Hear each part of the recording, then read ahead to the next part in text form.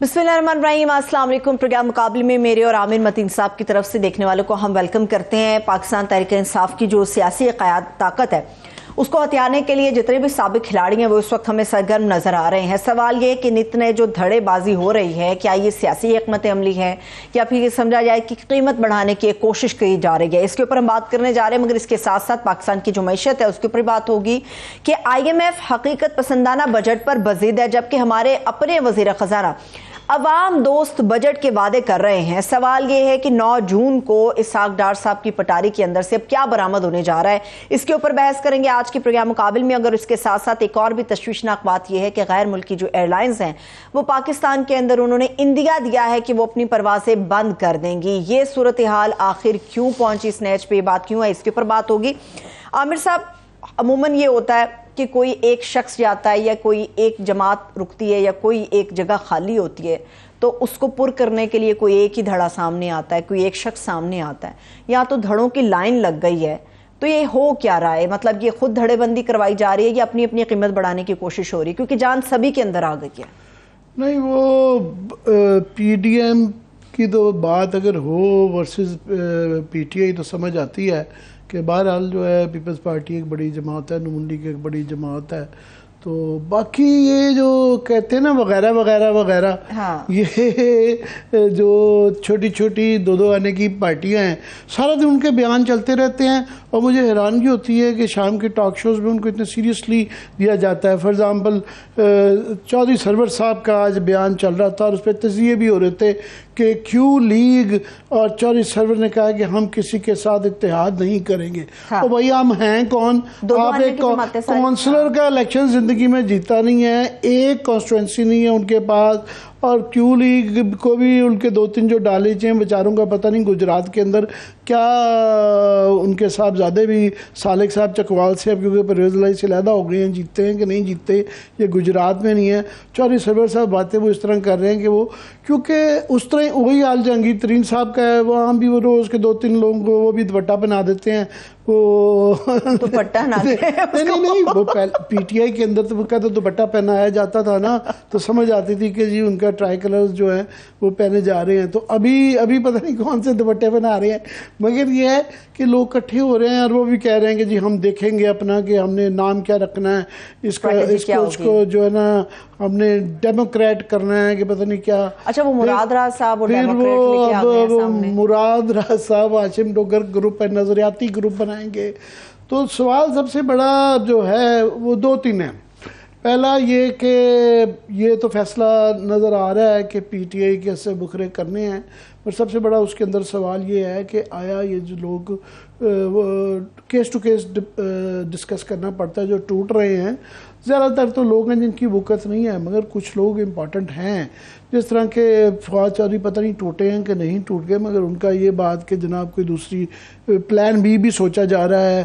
परवेज़ खटक साहब अहम हैं, कैसर साहब रोज़ बयान दे देते मैं PTI में हूँ, नहीं है। तो ये मगर ये भी देखना है कि जो बाकी छोटे मोटे को तो छोड़े, ये बड़ों का भी आया इससे कितना फ़र्क पड़ेगा। क्या इमरान खान जो है उनकी जो थेरी है कि जनाब मैं खंबे भी खड़े करूँगा वो जीत जाएंगे, या उनके खंबों के बगैर जो कि उनके हैवी वेट्स हैं उनके बगैर फ़र्क पड़ेगा या नहीं पड़ेगा? शहरों में तो नहीं पड़ता, पर गांव में कई दफ़ा जो रूरल कॉन्स्टिट्यूंसीज़ हैं उसके अंदर ये होता है कि पार्टी के और आपकी शख्सियत के मिला के जो है ना वो टोटल बनते हैं कि आप 10-15 हज़ार अपने ले आते हैं, 40-50 हज़ार डिपेंडिंग ऑन द कॉन्स्टिट्यूंसी कितने वहाँ वोटर टर्नआउट होता है, तो वो मिला के वो होता है।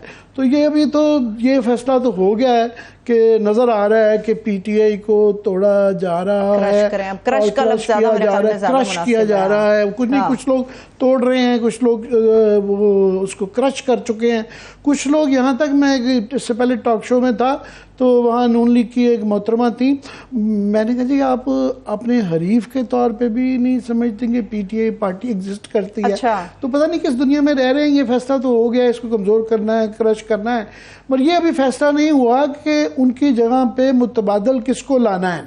सो उसके लिए ज़ोर शोर जारी है।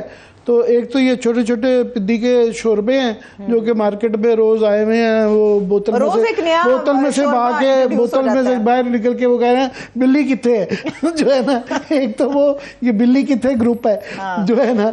दूसरा एक संजीदा 2-3 मिक्स्ड जो है ना ओपिनियंस आ रहे हैं पीडीएम की तरफ से। एक तो आ रहा है जिसमें कि पीडीएम का इलेक्टोरल इत्तेहाद की बातें हो रही हैं, उसमें ख्वाजा आसिफ साहब का बयान आ गया कि जनाब ये हमें इकट्ठे मिलकर मेरा हल करना चाहिए, डिवीज़न नहीं है। फिर शायद जो है राना सनाउल्लाह साहब ने भी कहा है जी ठीक है वो नून लीग में पीस पार्टी आती है तो हम सिंध में फिर सीटें मांगेंगे। और तो ये इलेक्टोरल अलायंस का ये देखना है कि ये कहना आसान होता है मगर जब ये आप सीट टू सीट अरेंजमेंट, और बाय द वे कमेटी भी बन चुकी हुई है 4 रुकनी जो कि पीपल्स पार्टी की तरफ से मखदूम अहमद महमूद और यूसुफ रज़ा गिलानी है और नून लीग की तरफ से राना सनाउल्लाह और एक और साहब हैं। तो ये 4 लोगों की जो कि बैठ के डिसाइड करेंगे। तो अब इसमें बड़े क्वेश्चंस आ जाते हैं, बड़ा मुश्किल होता है कि क्या नून लीग जो है पीटीए की कॉन्स्टिट्यूंसीज जो है पंजाब में उनको अलाउ करेगी पीपल्स पार्टी को, या पीपल्स पार्टी जो है नून लीग को देगी अपनी कुछ पक्की सीटें कि नहीं जी आप यहाँ से आके लड़ लें, तो इकट्ठे लड़ना। तो इलेक्टोरल अलायंस का ईजियर सेट देन डन वाली बात होती है, वो अभी नहीं है। मगर एक और आवाज़ आ रही है सबसे इम्पॉर्टेंट, शाहिद खान अब्बासी साहब का एक बयान आया कि उन्होंने कहा है कि कोई फ़ायदा नहीं है जब तक सारी पार्टियां मिलकर रूल्स ऑफ एंगेजमेंट और ये तय नहीं कर लेती कि मुल्क के जो मसले हैं, मसाइल हैं, इक़्तिसादी और सियासी जो मसाइल हैं, ये इनके ऊपर तमाम पार्टीज़ के अंदर अगर कंसेंसस नहीं होता तो फ़ायदा कोई नहीं है इलेक्शन का। जिम्मेदारी भी इनकी है बिल्कुल। अब ये नून लीग पीडीएम के अंदर है कि हमें उनके ख्याल में एक बनी बनाई प्लेट के अंदर एक नेक्स्ट हुकूमत दी जा रही है, जिस तरह उनके वो जिस तरह पहले सिलेक्टेड कहते थे तो वो समझते हैं वो सिलेक्ट अब हो गए हैं, तो वो इस तरह चाह रहे हैं। मगर शाहिद खान अब्बासी लेटली जो हैं वो एक इंडिपेंडेंट लाइन दे रहे हैं। मगर दूसरी तरफ मौलाना फजल रहमान ये तभी मुमकिन है कि गुफ्त शुनीद हो पीटीआई के अंदर और बाकी पार्टीज़ के अंदर। मगर मौलाना फजल रहमान का बड़ा सख्त बयान आया है, उन्होंने कहा है कि जी नहीं बिल्कुल इनसे कभी बात भी नहीं हो सकती। मगर एक मुस्बत और मनफी पहलू हैं कुछ।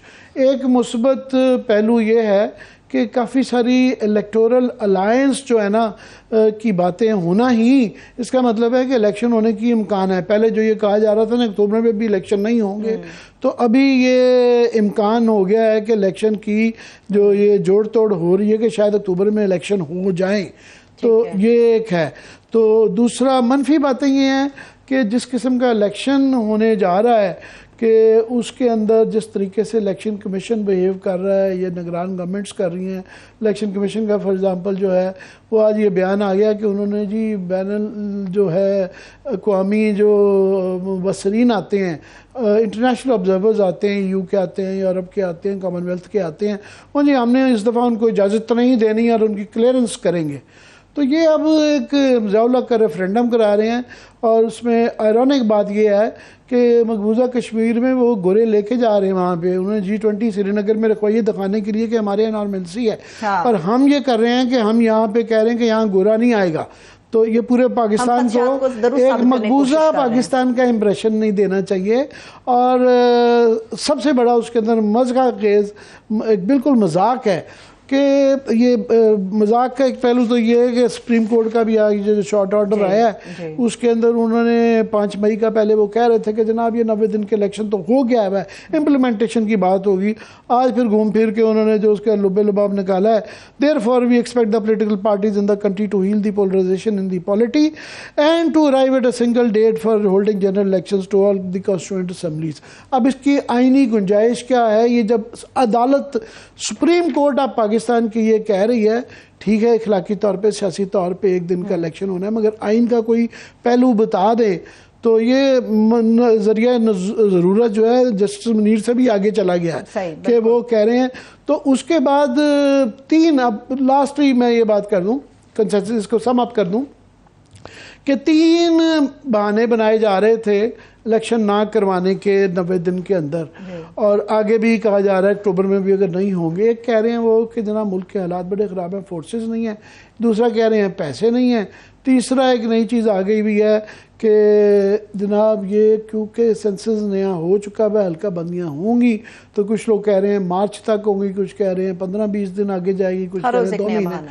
आज से ये किसी ने गौर नहीं किया कि पंजाब का इलेक्शन शेड्यूल जो है लोकल बॉडीज़ का अनाउंस हो गया है। तो मेरा सवाल ये है, पहली तो बात देखेंगे कि करवाते हैं कि नहीं करवाते, मगर शेड्यूल हो गया है। तो ऐसे वक्त में शेड्यूल आया है जबकि पीटीआई के तमाम लोग गिरफ्तार हैं या भागे में हैं, तो कौन वहाँ जा पे करवाएगा? दूसरा, इसके लिए पंजाब के अंदर फोर्सेस जो कह रहे थे कि जनाब 4.5 लाख बंदा चाहिए, तो वो फोर्सेस कहाँ से आ गई, पैसे कहाँ से आ गए, और वो हल्का बंदियों की कंट्रोवर्सी क्या आ गई? तो एक मजाक है कि अभी ये जो टॉप ट्रेंड चल रहा है कासुम की अब्बा, कि आप ये क्या कि आप जमहूरियत के अंदर हैं, जमहूरी मुल्क में एक अगर आप एक शख्स को आप काटना चाह रहे हैं, मगर ये उसका एक सटल तरीका होता है कि एक बेवकूफ़ाना इंटरप्रिटेशन भी हो रही है कि जी नाम नहीं लिया जा सकता।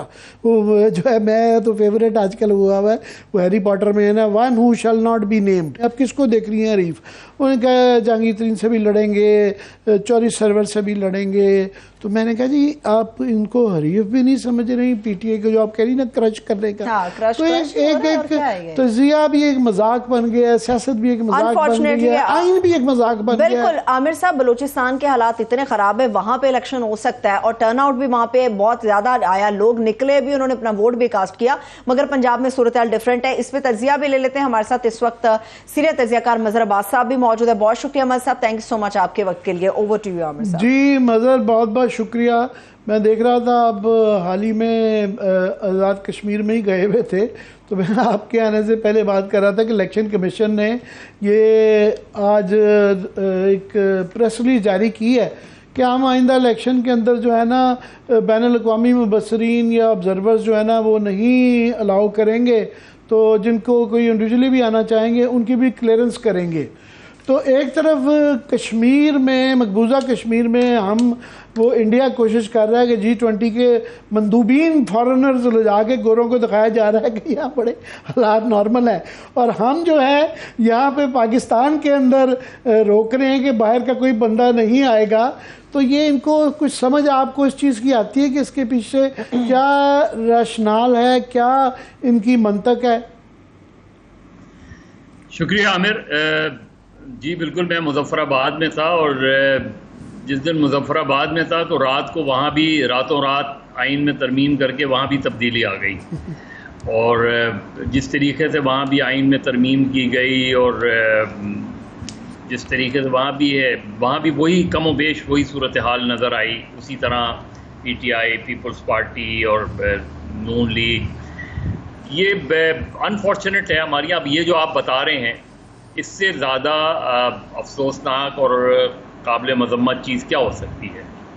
यानी इलेक्शन कमीशन कोई लॉजिक बताए, किस लॉजिक के तहत वो इंटरनेशनल ऑब्जर्वर्स को रोक सकते हैं, और अगर रोकेंगे तो उस इलेक्शंस की क्रेडिबिलिटी कौन मानेगा, उस इलेक्शन की सैंक्टिटी कौन मांगेगा?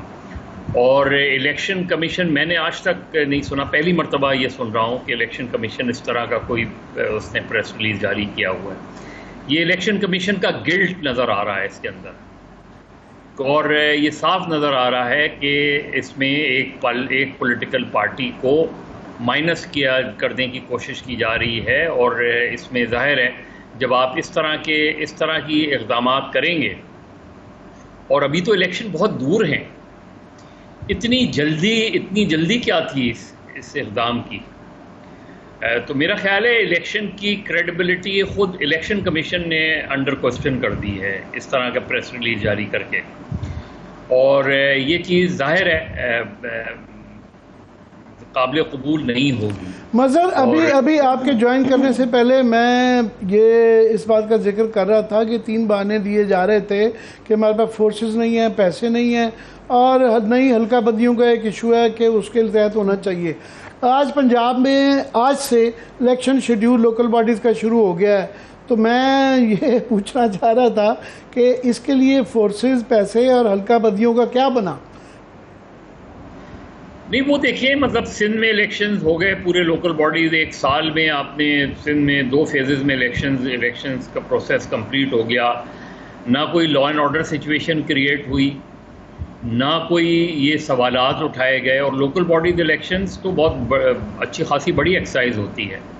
तो ये इंटरनल कॉन्ट्रडिक्शन नज़र आती हैं, तज़ाद नज़र आ रहा है। इलेक्शन कमीशन की अप्रोच के अंदर तज़ाद नज़र आ रहा है, हुकूमत की अप्रोच के अंदर तज़ाद नज़र आ रहा है कि अगर आप वो बात ठीक है, उसूली तौर पे तो बात ठीक है, तो फिर लोकल बॉडीज़ इलेक्शंस नहीं होने चाहिए थे, पहले डीलिमिटेशंस होती। हमारे यहाँ तो मसला ये है कि हम सेंसस लेट करते हैं, फिर जब सेंसस करते हैं और उसके बाद फिर डीलिमिटेशंस और उसके बाद इलेक्शन। अब लोकल बॉडीज़ इलेक्शंस कब होने थे? उसूली तौर पे लोकल बॉडीज़ इलेक्शंस तो आज कब आखिरी लोकल बॉडीज़ जो हैं वो कब डिज़ोल्व होती है? साहब के ज़माने में भी वहाँ तो इलेक्टेड बॉडीज़ को उन्होंने ख़त्म करके एडमिनिस्ट्रेटर लगा दिए थे। तो हमारे यहाँ जो पॉलिटिकल अप्रोच है वो दरअसल पॉलिटिकल नहीं है, वो दरअसल डेमोक्रेटिक नहीं है अप्रोच हमारे यहाँ। और यही लग रहा है कि ये इन इलेक्शंस में, जनरल इलेक्शंस में जो है ये इलेक्शंस, मुझे अभी से लग रहा है कि इलेक्शंस बहुत ज़्यादा कंट्रोवर्शियल होंगे और बहुत ज़्यादा इस पर सवालात उठेंगे। और वही फेयर नज़र आ रहा है, ये जो अभी इलेक्शन कमीशन का आप बता रहे हैं, ये वही उस खौफ की गम्माज़ी कर रहा है कि आइंदा आने वाले वक्त में इलेक्शंस किस तरह पाकिस्तान में होने जा रहे हैं। आपकी बात से मैं ये अखज़ कर रहा हूँ कि पहले तो ये इशू एक चल रहा था कि इलेक्शन होगा नहीं होगा, तो अब एक चीज़ तो क्लियरली है, ये पता नहीं इलेक्शन होगा नहीं होगा, कि अगर होगा भी तो वो बड़ा कंट्रोवर्शियल होगा। और कंट्रोवर्शियल होने का ये मतलब है कि पहले ही सियासी इस्तेहकाम की, अदम इस्तेहकाम की वजह से, पॉलिटिकल इंस्टेबिलिटी की वजह से इकनॉमिक इंस्टेबिलिटी हुई है, तो ये एक सिलसिला जारी रहेगा। देखिए ना, अगर आपने एक पाकिस्तान की बड़ी जमात को इस तरीके से उस पर जो है जिस तरीके से क्रैकडाउन हो रहा है, आप एक वाक़े 9 मई के वाक़े में जो लोग मुलव्वस हैं आप ज़रूर पकड़ें उनको पकड़ें, उन पर मुकदमा चलाएं। लेकिन ऐसा लग रहा है कि एक अनऑफिशियल तरीके का बैन सा लगा दिया है आपने पीटीआई के ऊपर, और जिस तरीके से लोगों को जो है डराया धमकाया जा रहा है, जिस तरीके से, तो फिर इलेक्शंस ऐसे में किसी एक मेन स्ट्रीम पार्टी को आप बाहर करके इलेक्शंस करवाने की कोशिश करेंगे तो उन इलेक्शंस को नहीं माना जाएगा, उन इलेक्शंस की क्रेडिबिलिटी अंडर क्वेश्चन हो जाएगी उसके अंदर। तो मुझे नहीं पता आगे जो इलेक्शन कराने वाले हैं, जो प्लानर्स हैं, उनके जहन में क्या अप्रोच है। लेकिन बहरहाल बज़ाहिर ये नज़र आ रहा है कि इलेक्शन अगर माइनस पीटीआई होता है तो इस इलेक्शंस की क्रेडिबिलिटी पर क्वेश्चन उठेगा, सवाल उठेंगे, और सिर्फ जो है अंदरूनी तौर पे ही नहीं उठेंगे, बैनुल-अक़वामी सतह पे भी उठेंगे। मज़हब मैं जो सिनारियो देख रहा हूँ कि अगर फ़र्ज़ करें, अभी तो बहुत बड़ा ये क्वेश्चन है कि जो लोग पीटीआई से तोड़े जा रहे हैं, इसका पीटीआई के ऊपर क्या असरात होते हैं। फ़र्ज़ करें कि ये स्ट्रेटजी कामयाब हो जाती है तो ज़्यादा से ज़्यादा क्या होगा, पीटीआई जो है उसके वोट कम हो जाएंगे, उसके इलेक्टेड मेंबर्स कम हो जाएंगे। अगर उसको बैन भी कर देंगे किसी ना किसी शक्ल में, वो लोग एग्जिस्ट तो करेंगे ही। तो मैं आपसे ये जो आपने ये जिक्र किया, मैं इसीलिए आपसे पूछना चाह रहा हूँ कि अभी 9 मई का वाक़या बड़ा एक तकलीफ़दा है, हम सब उसकी मज़म्मत करते हैं, मगर एक सबसे बड़ी पाकिस्तान की जो कि बड़ी पार्टी अभी भी थी, उसको आप दीवार से लगा देंगे, टोटली ज़ीरो पे लेके जाएंगे, तो फिर इस मुल्क के कौन क्या उम्मीद कर रहा है कि क्या हालात होंगे। देखिए आमिर, वही यही चीज़ें हैं कि एक तो ज़ाहिर है पीटीआई को ख़ुद भी, ये पीटीआई के अपने लिए भी बहुत से सवालात ये क्राइसिस छोड़ के जा रहा है, के लिए बहुत से सवालात छोड़ के जा रहा है। उन्हें आज ये बैठ के ज़रूर रियलाइज़ करना चाहिए कि इतने सालों में उनसे कहाँ गलतियाँ हुई हैं। लेकिन किसी भी तरीके से आप किसी ज़ोर ज़बरदस्ती से अगर किसी पार्टी को आप बिल्कुल कॉर्नर कर देंगे, दीवार से लगा देंगे, और ऐसे कोई झरलू किस्म के इलेक्शन करा के अगर आप एक गवर्नमेंट बना भी देंगे तो वो ठीक है, वो आप कर सकते हैं, आप खींच सकते हैं। माजी में हमने देखा है पार्टियों को कॉर्नर करके अपने इलेक्शन होते रहे हैं, लेकिन उससे पॉलिटिकल स्टेबिलिटी नहीं आएगी, उससे किसी भी तरीके से सियासी इस्तेहकाम नहीं बन पाएगा, और अगर सियासी इस्तेहकाम नहीं बना तो माशी इस्तेहकाम कैसे बनेगा। आप कब तक एक बड़ी पार्टी को इस तरीके से कॉर्नर करेंगे? आप बना लें, ग्रुप बनाने जितने ग्रुप बना लें आप उसको। एक मरतबा मुतमईन हो जाए कि आपने सारे ग्रुप बना लिए, तो फिर उस पर पॉलिटिकल पार्टी पे अनऑफिशियल बैन को ख़त्म करें। उनको पे कोई मुकदमा, जो मुकदमात हैं उन मुकदमात आप चलाते रहें।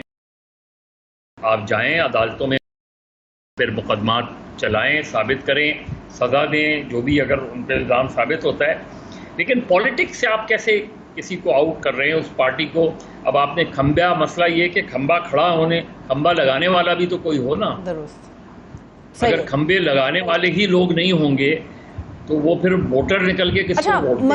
मजहर साहब, मैं इसी गुफ्तगू से बात आगे लेकर चलती हूँ। राना सनाउल्लाह साहब ने कहा कि जी चाहे ज़मीन की 7वीं तय के अंदर ये लोग छुप जाएं, अदालतों से रिलीफ ले लें, जमानतें चाहे करवा लें, मगर बगावत और सरकशी करने वालों को हम किसी सूरत नहीं छोड़ेंगे। मुल्क का वज़ीर आज़म कहता है कि कानून के मुताबिक कार्रवाई होगी, मुल्क का वज़ीर दाखिला कहता है कि जी हम छोड़ेंगे नहीं। तो ये इंतकाम की आग के अंदर किस कानून की बालादस्ती की हम बात कर रहे हैं? हम किस हद तक जा रहे हैं? बस यही इनका भी इम्तिहान है। सिर्फ सोचने की बात यह है कि ये जो रिवेंज की पॉलिटिक्स है, इससे हम सबक नहीं सीखते। ये बगावत नहीं है, ये बदला लेने वाली पॉलिटिक्स है कि इन्होंने मेरे साथ किया तो मैं इनके साथ भी वही करूँगा, इन्होंने हमारे साथ किया तो हम भी इनके साथ वो करेंगे। ये जो अप्रोच है, इस अप्रोच ने माजी में हमें बहुत नुकसान पहुँचाया है। और यही लग रहा है अप्रोच कि एक वाक़े को मिसाल बनाकर आपकी बदला लेने की वो ख्वाहिशात जो हैं वो आप अपनी पूरी करना चाह रहे हैं तो कर लें पूरी। आप लगा दें, आप उनको पीटीआई को बिल्कुल सर उठाने ना दें, आप बिल्कुल सर कुचल दें, बिल्कुल जिस तरीके से आप कुचलना चाहते हैं बुरे कुचलना कर, लेकिन उतना जुल्म करें जितना आप खुद जब ऑपोजिशन में हों तो सह सकें। आप जब खुद ऑपोजिशन में थे, पीटीआई ने जो कुछ किया वो बिल्कुल दुरुस्त नहीं था, वो गैर जमहूरी रवैये थे के भी जो फाशिस्ट टेंडेंसीज है उसको भी रिफ्लेक्ट करते थे। लेकिन आप भी तो वही कर रहे हैं, आप उससे 2 कदम आगे चले गए। मज़हर, जो आप बात कर रहे हैं कि ये सारी जो सरकशी की बातें हैं और कि जी अदालतें छोड़ भी दें, इसमें ये बड़ी दरमियान में एतजाज़ हसन और लतीफ़ खोसा साहब जैसे लोगों ने बहुत ज़्यादा ये उम्मीद दिलाई हुई थी कि हवा में गुब्बारे में इतनी हवा अदालत को के भर दी थी कि ये देखिएगा कॉर्नेलियस, आज कॉर्नेलियस साहब की तरफ से यानी कि सुप्रीम कोर्ट का जो 5 मई का शॉर्ट ऑर्डर आया है उसमें उन्होंने वही कहा है कि जनाब हम उम्मीद करते हैं कि ये आप ना इत्तेफाक राय से मसाइल का हल निकाल लेंगे और ये सिंगल डेट को इलेक्शन करवाने के ऊपर जो है ना बात करेंगे। तो आप और मैं या सियासी पार्टियां तो ये कहें तो अखलाकी तौर पे और सियासी तौर पे और मुआशरती तौर पे भी शायद एक अच्छा इक़दाम हो, मगर अदालत जब एक चीज़ कहती है जिसका आइन में जिक्र नहीं है तो उसके बाद पीछे क्या रह जाती है? वो 5 मई वाला फैसला कि जी नहीं वो तो हो गया, इम्प्लीमेंट करवाना, वो तो अब इसका मतलब भूल ही जाए ना, भूल ही गया। हाँ, वो नज़रिया ज़रूरत फिर आ गया ना बीच में कि आपने शुरू में बहुत शोर मचाया होगा, तो ये चाहिए था कि अगर सही या गलत, लेकिन अगर आपने एक फ़ैसला दे दिया था और उस फैसले पर अगर अमल नहीं हो रहा था तो फिर आप उसके लिहाज से जो वायलेशन कंटेम्प्ट ऑफ कोर्ट है उसकी प्रोसीडिंग करते हैं।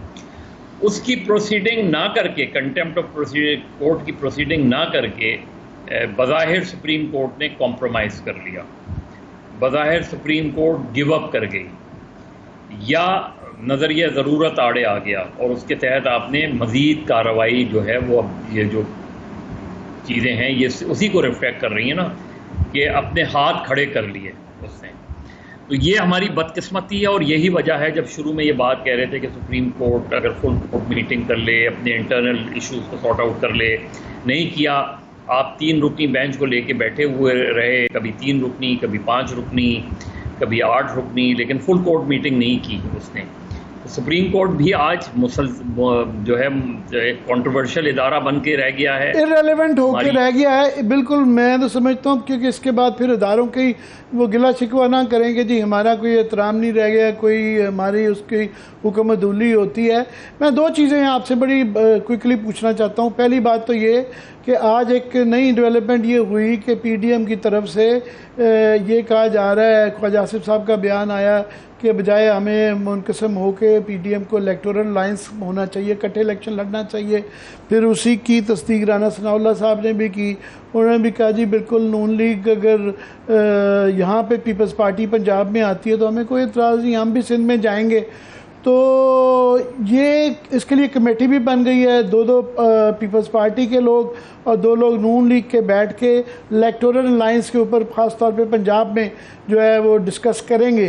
तो आपको लगता है कि ये इलेक्टोरल अलायंस हो सकेगी पंजाब में, सिंध में, फिर केपी में जहाँ तो 7-8 पार्टीज़ हैं? नहीं होगी। इलेक्टोरल अलायंस एक अननेचुरल चीज़ होती है, और इसलिए अननेचुरल होती है कि पीपल्स पार्टी अगर वहाँ से नहीं लड़ रही होगी और नून का कैंडिडेट होगा, या नून वहाँ से नहीं लड़ रही होगी और पीपल्स पार्टी को सपोर्ट कर रही होगी, तो हमने चूँकि अपनी पार्टीज़ में वो डेमोक्रेटिक कल्चर बनाया नहीं, तो उनका वोटर निकल के नून लीग के वोटर को नहीं देगा, या नून लीग का वोटर निकल के पीपल्स पार्टी के कैंडिडेट को नहीं देगा। एक सिम्बॉलिक सपोर्ट आप कर दें कि ये हमारा कैंडिडेट है, लेकिन बहुत कम होता है कि लोग निकल के, पार्टी ने अगर कहा है कि नहीं दूसरी पार्टी के कैंडिडेट को दो, तो वो नहीं देते। हमने एमआरडी इलेक्टोरल अलायंस नहीं बना, इतना मजबूत इत्तेहाद था, नज़रियाती तौर पे इतना मजबूत इत्तेहाद था, लेकिन उसको इलेक्टोरल अलायंस में नहीं कन्वर्ट किया उसमें। तो मुझे लगता है यही है कि पोस्ट इलेक्शन एडजस्टमेंट ज़रूर हो सकती है और होगी शायद, लेकिन अदरवाइज़ मुझे इलेक्टोरल पीपल्स पार्टी का पंजाब में, सेंट्रल पंजाब में, इवन सदर्न पंजाब में है कुछ वोट बैंक, लेकिन सेंट्रल पंजाब में तो बिल्कुल नहीं है। तो पीपल्स पार्टी क्या करेगी? ज़्यादा कैंडिडेट नहीं खड़ा करेगी अपना उधर, यही हो सकता है। लेकिन इलेक्टोरल अलायंस जब करते हैं तो इलेक्टोरल अलायंस का मतलब ये कि एक प्रोग्राम के तहत, ये मुझे मज़र इशारे कर रही हैं बार बार जो है ना सरबत जो है ब्रेक लेने के लिए। तो ब्रेक के बाद दूसरा एक क्वेश्चन है कि शाहिद खाकान अब्बासी साहब ने आज बड़ी इंपॉर्टेंट स्टेटमेंट दी है कि एक तबका को वो भी रिप्रेजेंट करते हैं जो कह रहा है कि इलेक्शन से पहले अगर आपस में तमाम पार्टीज़ के अंदर फैसले नहीं होते तो जो मुल्क को इस वक्त मसाइल हैं वो इलेक्शन से नहीं हल होंगे। मेरा ख्याल इस सवाल का जवाब ब्रेक से वापस आके मदर साहब से ले लेते हैं। एक ब्रेक लेते हैं, ये सवाल हम छोड़े जा रहे हैं, मगर इसके साथ साथ हमने चूंकि मैशत के ऊपर भी बात करनी है। IMF का पैकेज भी हमें चाहिए, मगर अवाम की आंखों में धूल भी झोंक रहे हैं कि हम अवाम दोस्त बजट लेकर आ रहे हैं 9 जून को। तो ये अवाम दोस्त बजट अवाम की जेबों पर कितना भारी साबित हो सकता है? ब्रेक से वापस आके इस पे भी बातों के हमारे साथ रहिए।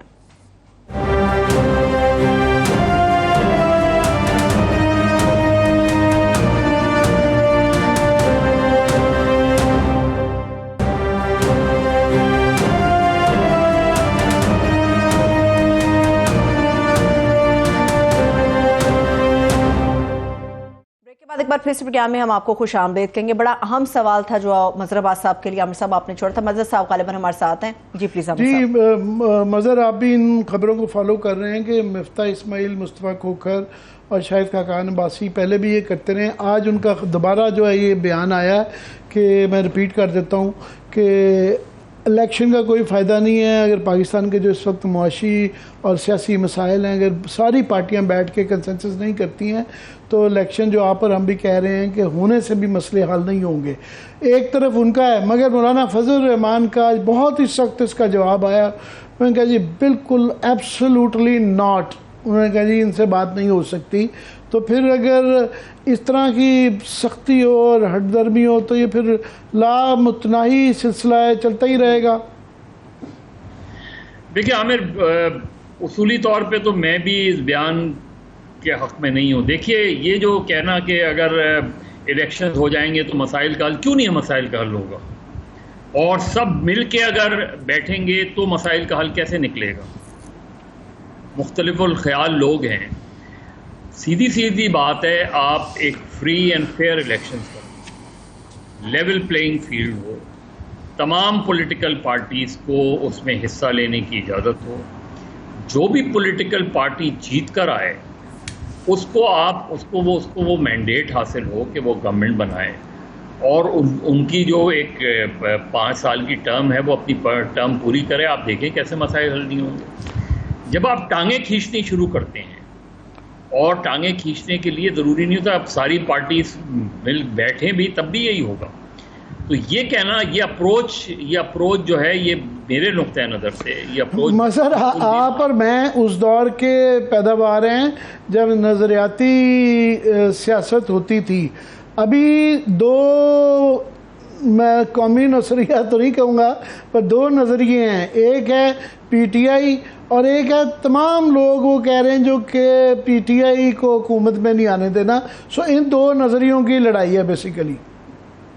नहीं तो इवन देन आमिर, मसला ये है कि आप पीडीएम मिलकर इलेक्शन लड़े, पीडीएम अलग अलग इलेक्शन लड़े, लेकिन अगर कोई भी एक पॉलिटिकल पार्टी जीत कर आती है, असल चीज़ प्रॉब्लम कहाँ आती है? प्रॉब्लम वहीं आती है जब आप इंटरफेयर करते हैं इलेक्शन प्रोसेस में, जब आप इलेक्शन के अंदर इंटरफेयर करते हैं, जब कोई पार्टी जीत कर आ जाती है, हुकूमत बनाने ना बनाने में इंटरफेरेंस होती है, और जब वो बना के चलने लगती है हुकूमत तो उसको कहीं ना कहीं डिरेल कर दिया जाता है।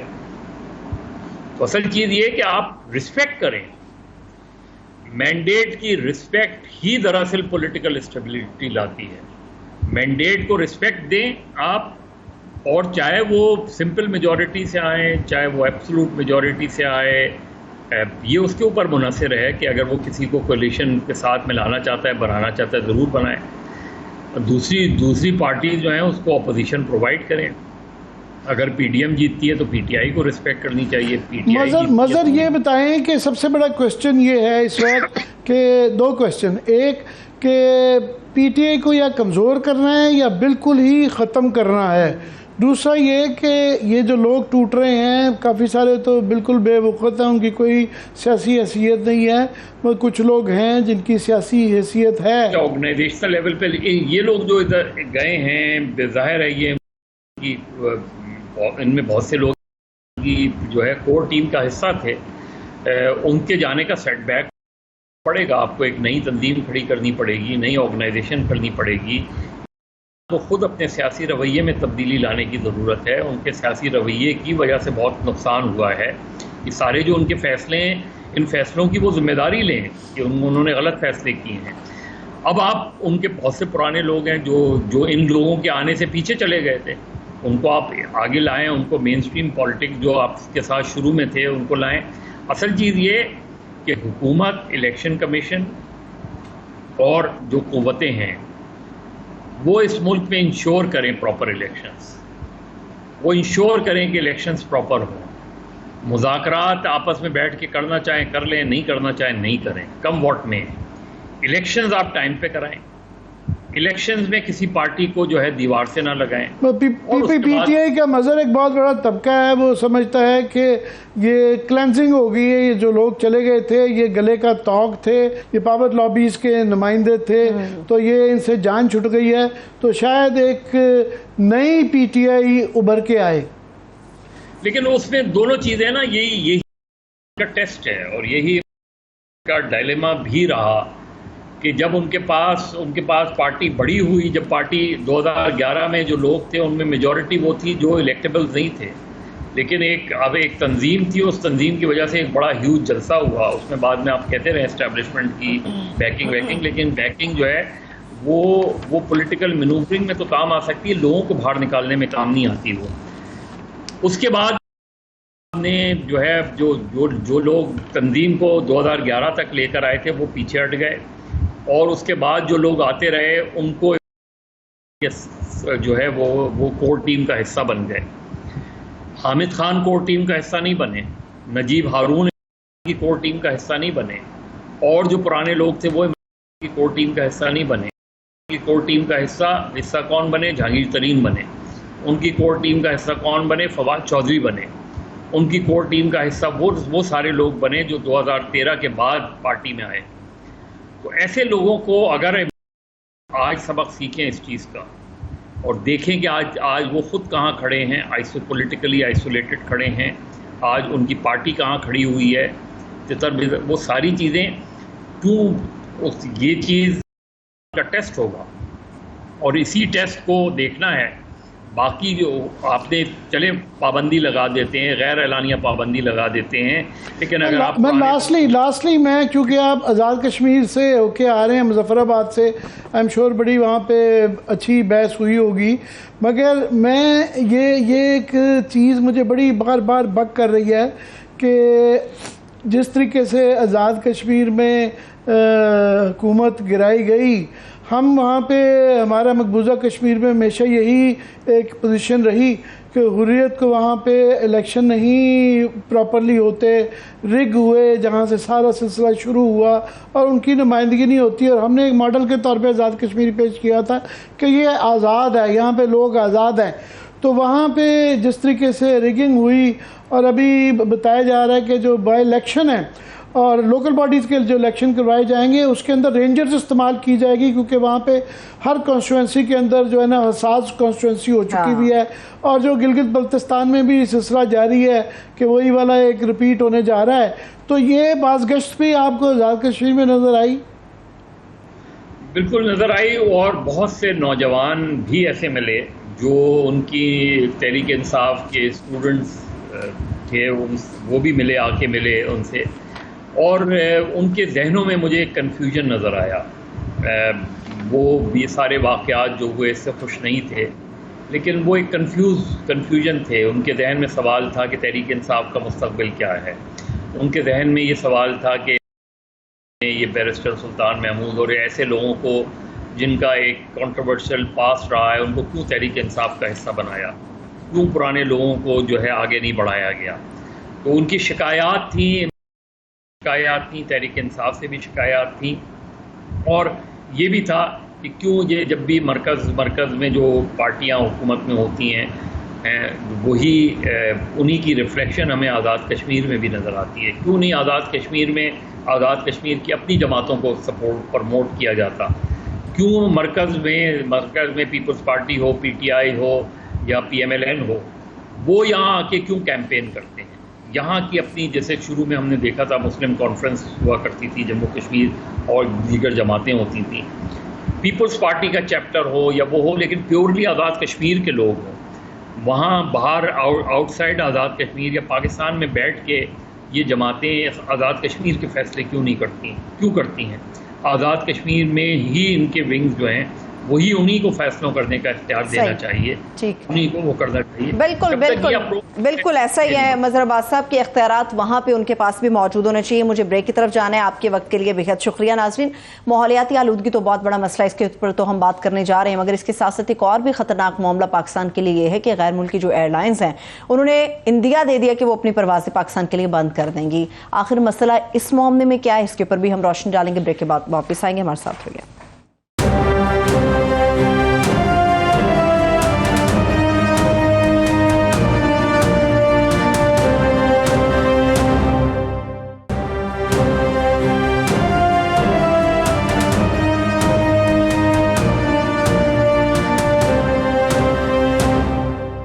ब्रेक के बाद आपको वेलकम करते हैं। आमिर साहब, माहौलियाती आलूदगी, मगर आप कुछ पॉलिटिक्स पे ऐड ऑन करना चाह रहे हैं? जी, मैं माहौलियात के ऊपर तो बात करते हैं, बिल्कुल उसका जिक्र में देना है, पर मैं सिर्फ क्विकली ये कहना चाहता हूँ कि ये जो लोगों को हमारा कॉलोनियल तरीका चलता आ रहा है, बल्कि कॉलोनियल उसके दौर के अंदर भी इस तरह नहीं होता था कि आप किसी का मुकदमा करें तो उसकी बाओं बहनों बुज़ुर्गों को मोहल्लेदारों को दूर दूर के दौड़े।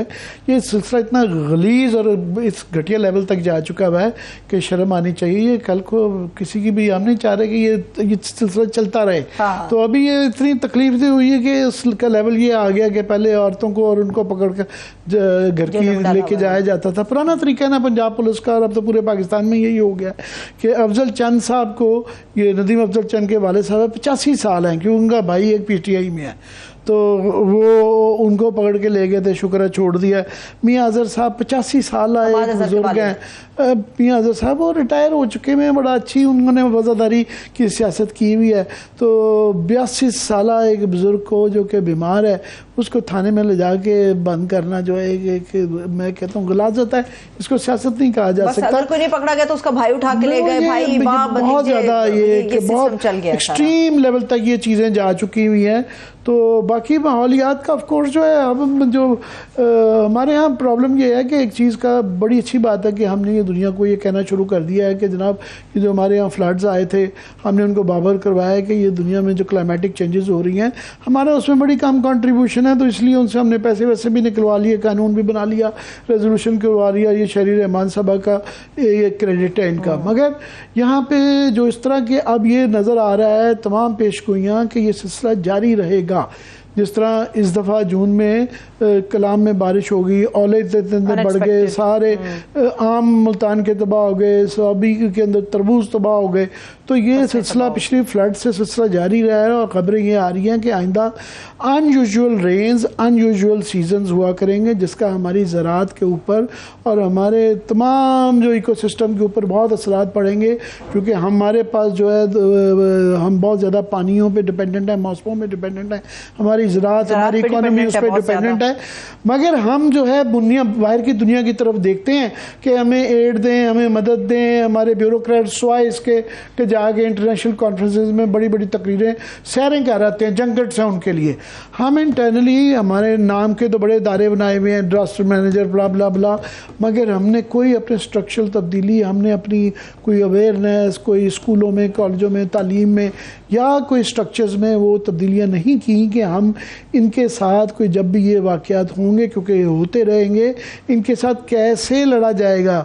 जो नेचुरल डिज़ास्टर हैं, फ्लड्स के साथ, अर्थक्वेक के साथ, ग्लेशियर्स के तोदे गिरने के साथ, या अनयूजुअल बारिशें, तूफ़ान, ओले, अब ये सारी चीज़ों का मिला के हम उन मुल्कों में से दुनिया के हैं जो सबसे ज़्यादा मुतासिर मुल्क हैं।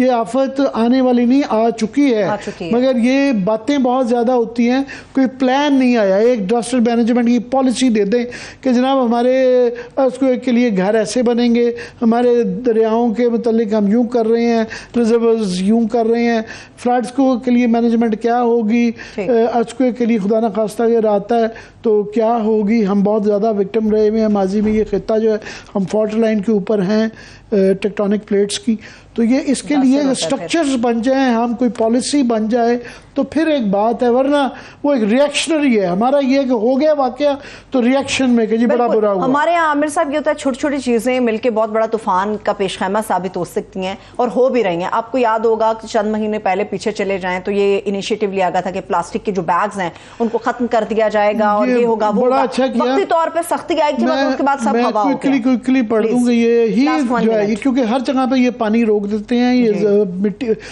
सॉइल को तबाह कर देते हैं। पाकिस्तान में प्लास्टिक का कचरा 250 मिलियन टन से तजावज़ कर गया है।